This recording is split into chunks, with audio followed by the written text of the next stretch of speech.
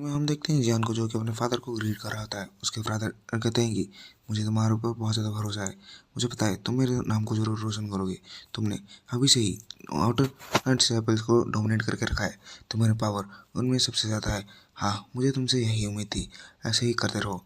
लेकिन ये सब सुन के जियान को इतनी खुशी नहीं होती। वो सोचता है कि आखिर इन्हें ये सब कैसे पता चला। तभी उनके फादर एक अजीब सा मुंह बनाते हुए कहते हैं कि हाँ यांग, तुम्हें क्या दिक्कत है? तुमने मुझसे से क्यों लड़ाई की? तुम्हें पता भी है वो मेरी फ्यूचर डॉटर इन लॉ है। तुमने उससे क्यों लड़ाई की? सुनकर हमारे यांग को कुछ समझ नहीं आता। वो हैरानी से यहाँ वहाँ देखने लगता है।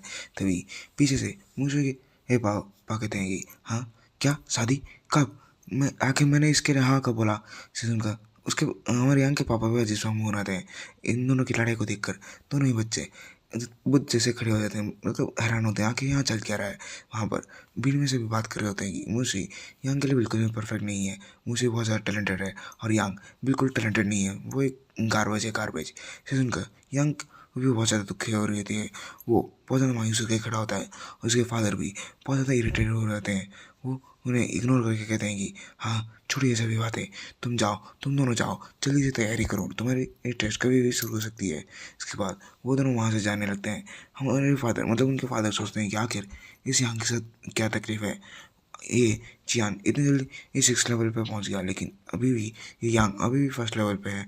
और वो सब छोड़ो, आखिर मुझे से इसकी क्या दिक्कत है? ये वो दोनों अजनबी जैसे बिहेव कर रहे हैं। तभी एल्डर आते हैं और कहते हैं कि इससे पहले जो तुमने टेस्ट दिया था वो सिर्फ एक एंट्रेंस एग्जामिनेशन था, और अभी जो टेस्ट देने वाला हो वही मैटर करेगा। यहाँ पर 3 राउंड होंगे और जो भी तीनों के तीनों राउंड को क्लियर करेगा वही इनर डिसेबल बन सकता है, इसलिए तैयार हो जाओ। इसे सुनकर हमारा जियान कहता है क्या हमने इतनी सारी मेहनत सिर्फ एक एंट्रेंस एग्जाम को पास करने के लिए की? सुनकर यांग कहता है कि हाँ हाँ तुम चिंता मत करो, हम इसे भी बहुत ज़्यादा अच्छे से क्लियर कर देंगे। तभी एल्डर बताते हैं कि हमने ये डिसाइड किया है कि जो भी फर्स्ट रैंक में आएगा, मतलब जो भी टॉप 10 में आएगा उन्हें रिवॉर्ड दिया जाएगा।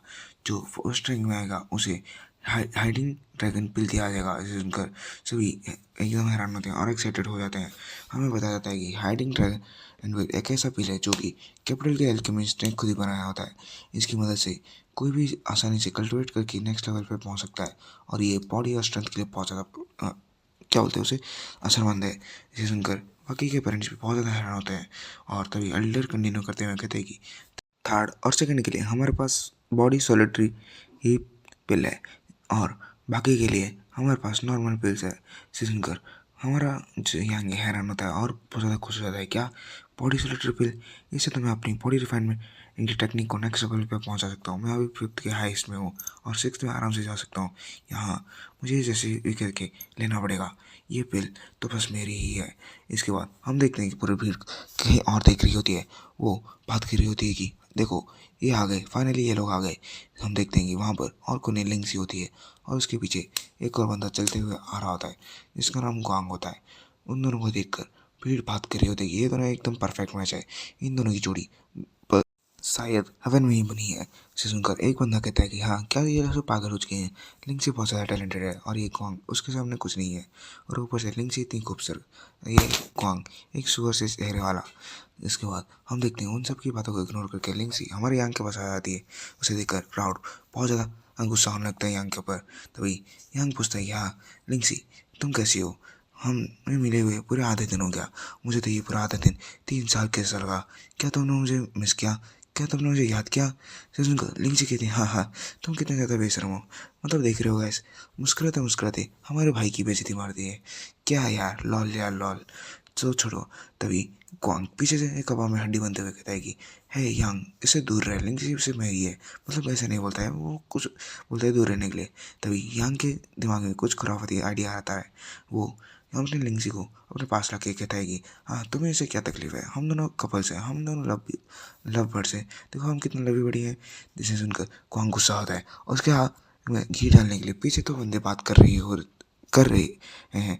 तभी अल्डर आते हैं और कहते हैं सब शांत हो जाओ, हमारे टेस्ट जल्दी ही शुरू होने वाली है। एक स्ट्रेंथ का टेस्ट होने वाला है। हमारे इस टेस्ट में जो भी 10 इंच को पार कर देगा वो पास हो जाएगा।